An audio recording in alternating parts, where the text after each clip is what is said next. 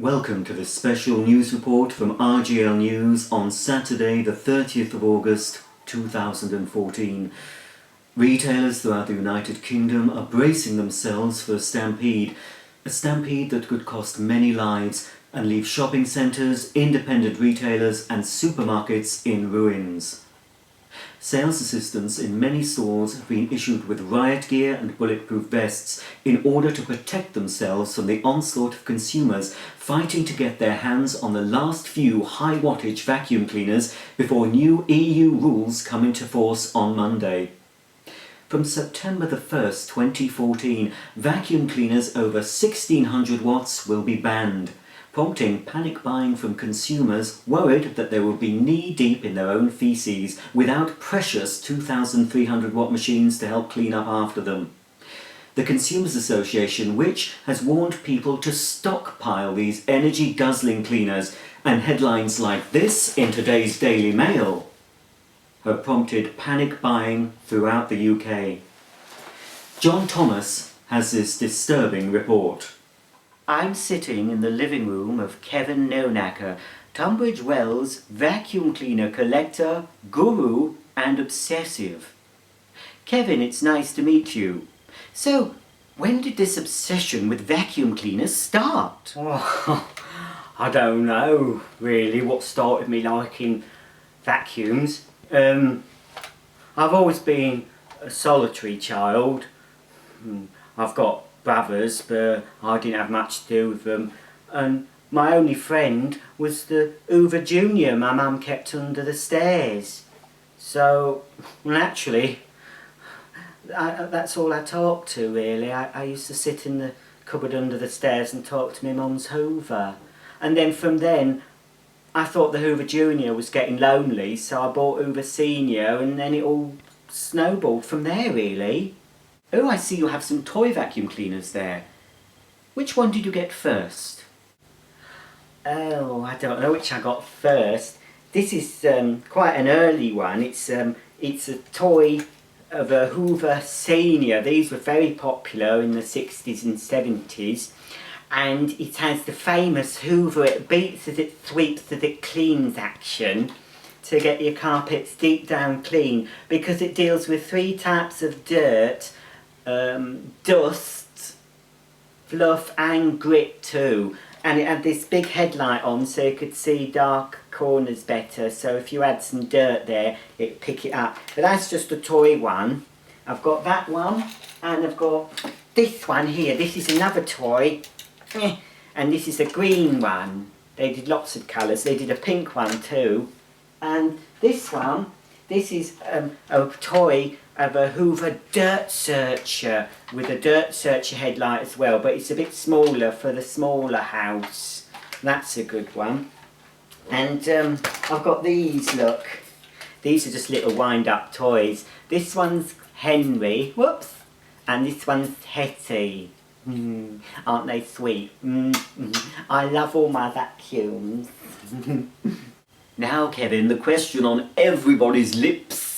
Which is best, upright or cylinder?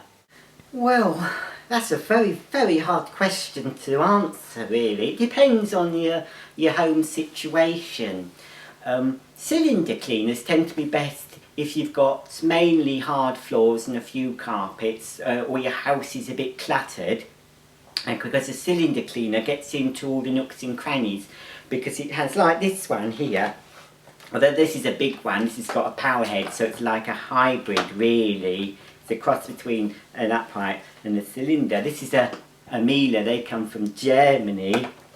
So a cylinder's good for lots of hard floors and a few carpets, and they're much better for cleaning your car and your curtains and things.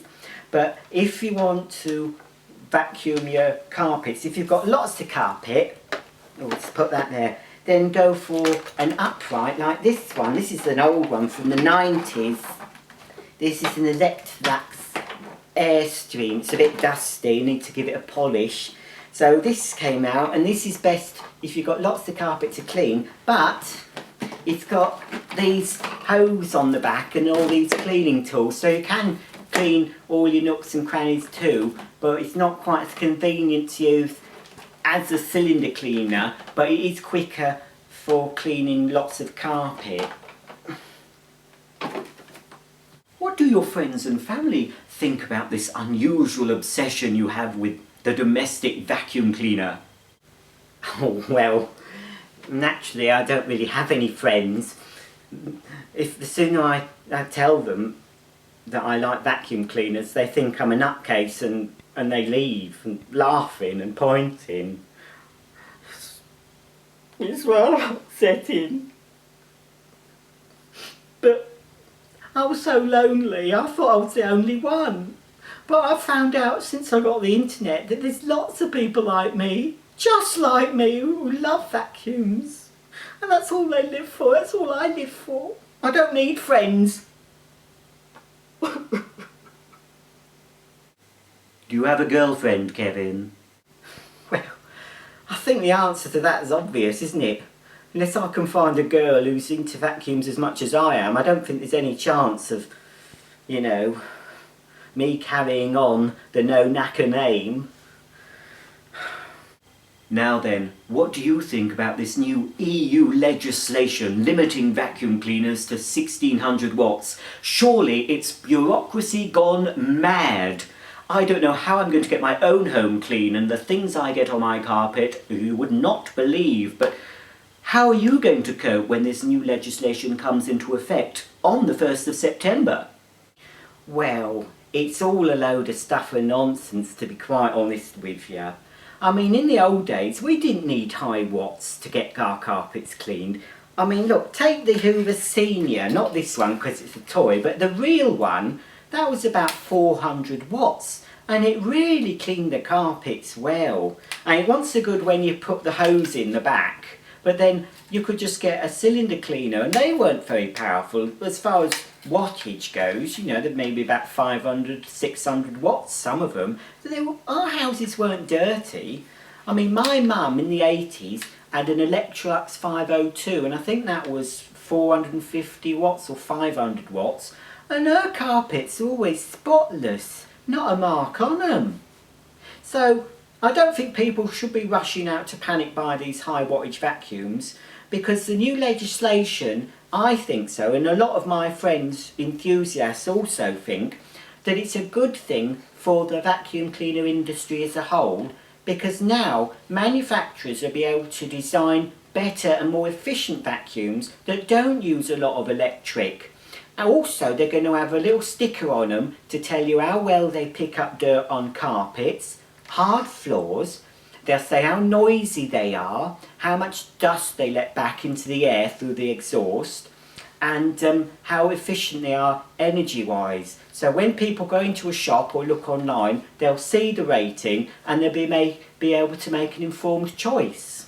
And finally, Kevin, have you got a top recommendation for a vacuum cleaner that people should buy?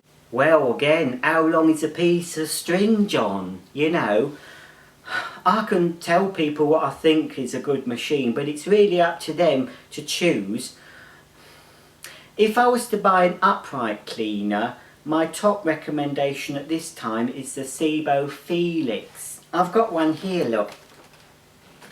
It's a bit of an unusual looking vacuum. This is the Rosso version. They do a pet version and they do a Vogue. They even do one called Royale, which has got a big Union Jack here. So if you're very patriotic, you know, if you're a royalist and you love this country, you can be vacuuming along and singing God Save the Queen or Jerusalem while you're cleaning up. I really think this is a very good vacuum. It's very powerful, even though it only uses 1300 watts for the suction motor and 100, I think it's 175, oops, yeah, it's 175 watts for the brush motor, so it's only 1400, and is that right? Now my maths isn't terrible, it's terrible. 1475 watts, so that is alright to be sold now because it's still under 1600. So I recommend the Sebo Felix if you want a mains upright. The best cordless machine I think so far is the ibaisaic cordless, that's good. And as far as the cylinder model, Well, anything from Miele, they're good. I've got a Miele here, look. But this is an older model. This is a Revolution 5000, but this would not be allowed from September 1st because it's 2,200 watts. Miele, I can't pronounce it. Miele are bringing out some new versions with lower watt motors, some as low as 700 watts, but they've redesigned things like the floor head, so they should still pick up well. So, cylinder cleaner, any Miele, they're really good, but even any Sebo.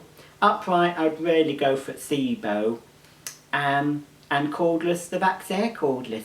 Before you go, can I show your viewers this? Look. It's a painting. It was painted for me by some famous artist, David Hockney, I think he's called. Anyway, I got a phone call from him because he saw an article in the Bradford Gazette. I don't know how, because I live in Tunbridge Wells. But anyway, he saw this article and he invited me over to LA. He says, can I paint you next to my swimming pool? So I thought, oh, a trip to America. I was right excited because I thought, think of all the American vacuum cleaners I can look at.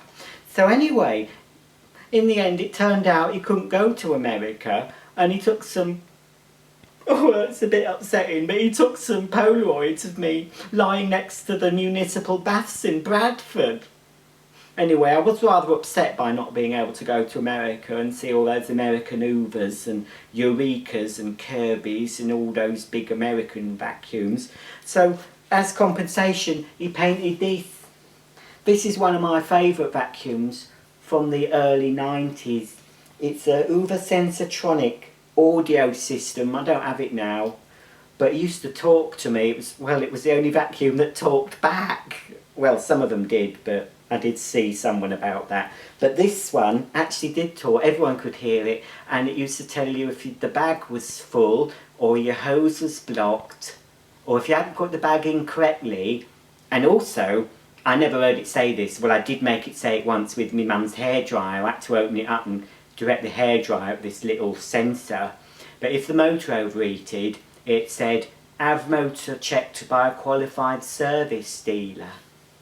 Anyway, thanks David if you're watching, and if you want me to pose by your pool, I'm game, I'm up for it.